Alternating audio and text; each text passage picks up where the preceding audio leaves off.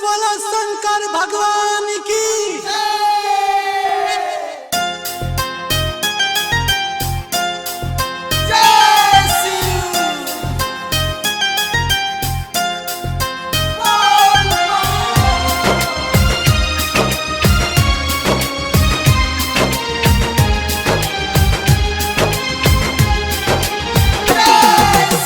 भोले तुम इस जग के रखवाले, महिमा निराले, डमरू वाले, डमरू वाले। भोले तुम इस जग के रखवाले, महिमा निराले, डमरू वाले। गलतियों को छोड़ो नाथ अब संभालो, गलतियों को छोड़ो नाथ अब संभालो।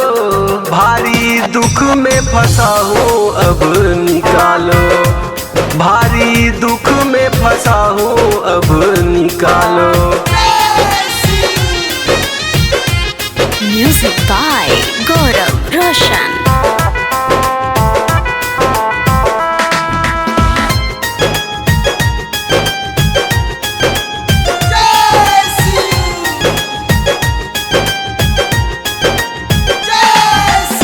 मन के मन्नत कर दो पूरी, छोड़ू ना भक्ति अधूरी, भक्ति अधूरी। मन के मन्नत कर दो पूरी, छोड़ू ना भक्ति अधूरी। मिला है धोखा अब संभालो नाथ, मिला है धोखा अब संभालो ना।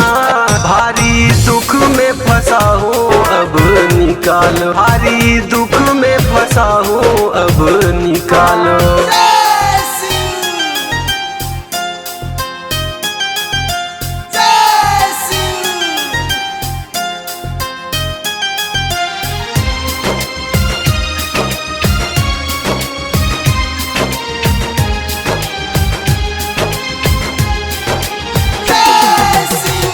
नहीं है कोई और ठिकाना, कहता है अजित ओम दीवाना, ओम दीवाना। नहीं है कोई और ठिकाना, कहता है अजित ओम दीवाना। आदित्य को शरण में अब पालो नाथ, आदित्य को शरण में अब पालो नाथ। भारी दुख में फंसा हो अब निकालो, भारी दुख में फंसा हो अब निकालो।